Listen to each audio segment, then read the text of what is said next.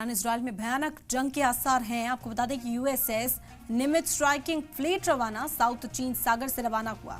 अहम जानकारी इस वक्त आप तक पहुंचा रहे हैं। ईरान इजराइल में भयानक जंग के आसार हैं।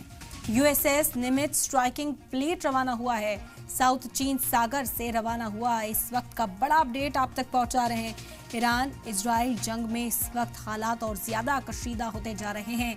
इस बीच यूएसएस निमित्ज स्ट्राइकिंग फ्लीट को रवाना किया गया। तस्वीरें आप देख रहे हैं, साउथ चीन सागर से रवाना हुआ है।